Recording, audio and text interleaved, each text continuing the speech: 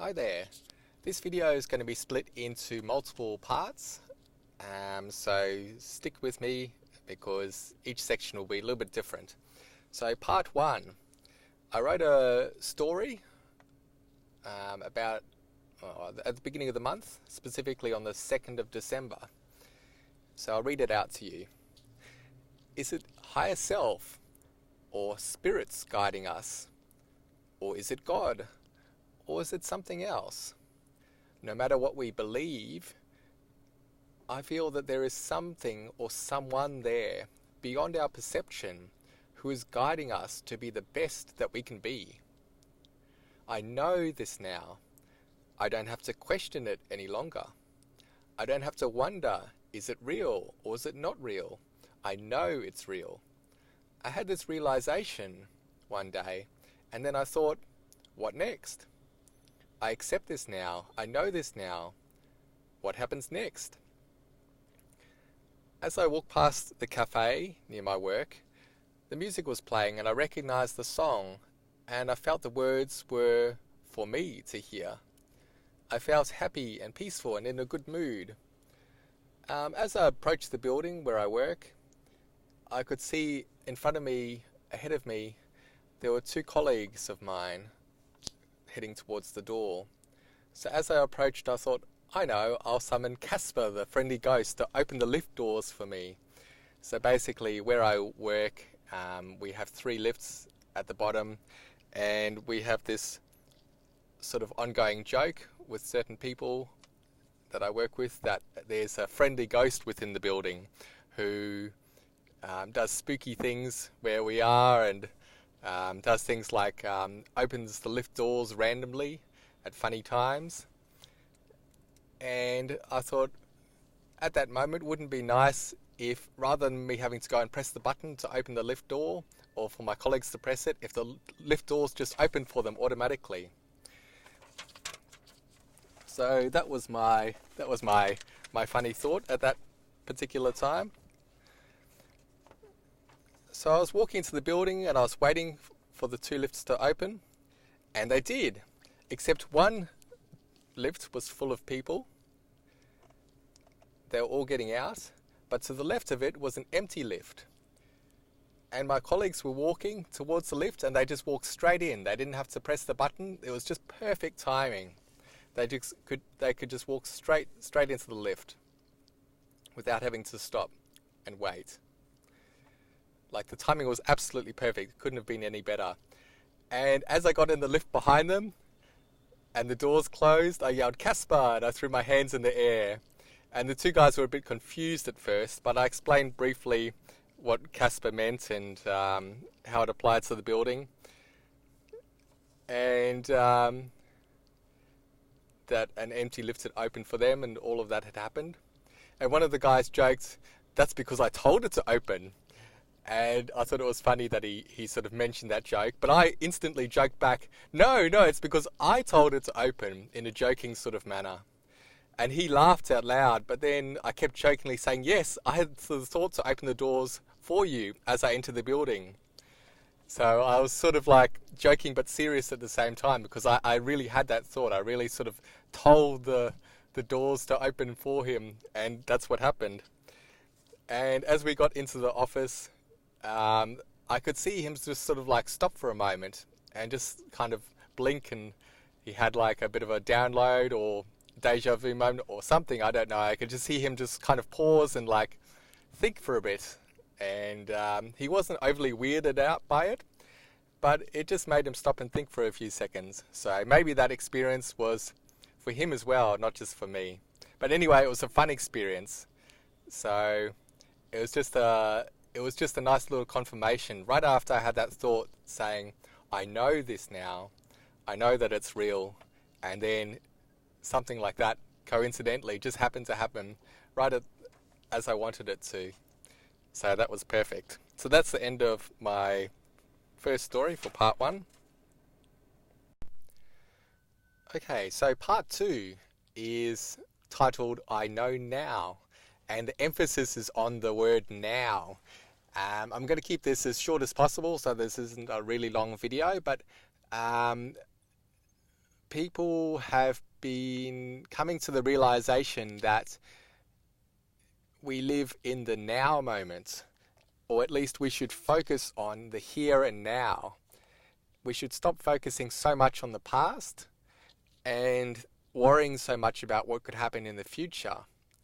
We should just concentrate on the here and now, the now moment. Forgetting about time. Don't worry about time and its effects. If you just focus on the here and now, it may help improve your life in some ways. From the people that I've heard from that have gone through this as well, it's had a positive experience on their lives. So focusing on the now moment. Okay, so that was part 2. Part 3 is titled I Know Now. It's the same title, but the emphasis is on the word know. So what I mean here is that in the past, when we were growing up and over thousands of years, we've focused so much on belief, believing things are real, believing what we're told, believing what we're shown when we grow up. But what we believe and what we know is not necessarily always the same thing. Knowing is a much stronger concept.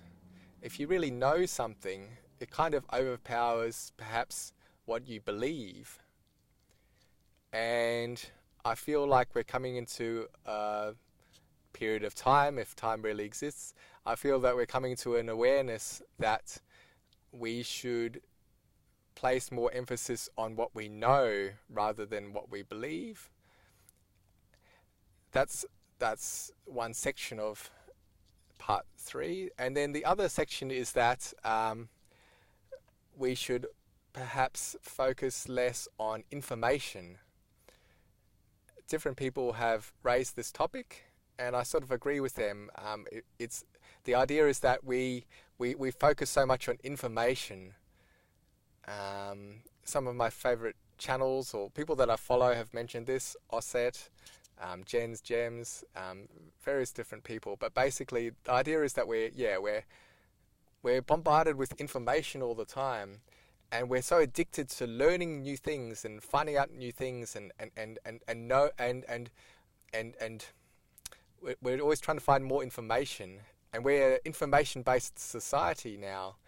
In a modern society where everything is sort of based on information, and people will gather your information from social media to sell it to other companies because it's a very valuable thing and all that sort of thing. So information is such an important thing, but really does it need to be that important? I feel like knowing, like an inner knowing within our souls is more important than information. And Osset said something the other day. She said that thousands of years ago, people used to sort of worship some goddess or someone who was a keeper of wisdom. And people back then used to look for wisdom. Whereas in this modern world, we focus so much on information. We want to just know facts and figures and how to do things quickly, but we're not really thinking about wisdom. And so wisdom for me is kind of like a knowing. It's kind of almost, when I say know, I kind of mean like wisdom in a way. So I feel like we should be searching more for wisdom and less for information. We should be perhaps not spending as much time on YouTube as we are trying to find out more information about Mandela Effects, and maybe we should look within ourselves, know what's within ourselves, and put together what we know to come up with wisdom that's perhaps buried within us that we've forgotten, or our soul knows, but we just aren't aware of it yet. So let's look for wisdom. Let's look for like a deep inner knowing. That's part 3. So part 4 is I know now, with the emphasis on the word I. And this part is related to myself, I guess, but also to others. It's sort of like I feel like I'm an individual, I'm a person, but at the same time, I'm sort of part of a collective of people. I feel like somehow we are all joined together in different ways.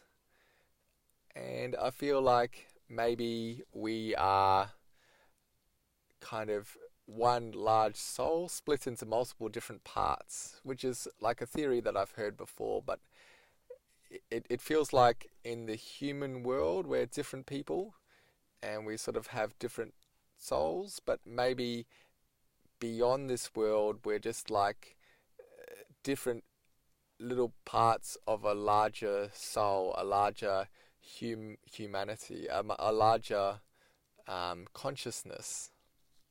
And I have spoken about that in another video, or I may not have uploaded it yet, but I'll cover that in a different video. But I sort of came to this realization that I came to this realization that I am an individual, but at the same time, maybe I am part of something bigger. And if in this world I can help people, perhaps, maybe I can help myself, maybe we can all help each other, and maybe, I don't know, it'll be good for the collective consciousness in some way. And there's many different topics I could talk about here. I had a separate video about solipsism, or myself being the only person in the universe.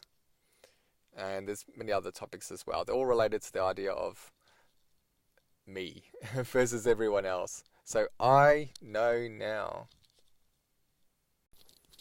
Okay, part 5, channel update. So when I started my channel, I didn't really know what to expect. But I never really wanted a large audience. I always just wanted a small number of people to interact with.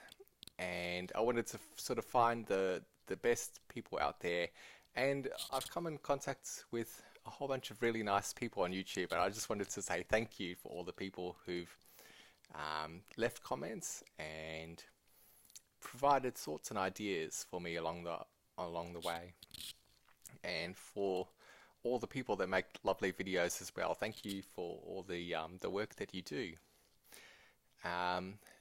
Yesterday I noticed that my previous video was the 19th video, so this is going to be my 20th video. Those numbers are interesting to me because it's 2019 at the moment, and this year I've been seeing lots and lots of 19s, specifically 119 and 1119. I've been seeing repeating numbers throughout the year. The numbers sort of change from time to time. I had a little bit of 1111 at the start of the year, but that kind of went away, and probably the most common number I've seen this year has involved 1s and 9s. But I came to the realization a few days ago that, you know, the 1s and 9s are sort of at the end now. 2019 is almost over, and today is 2012. It's the 20th of December.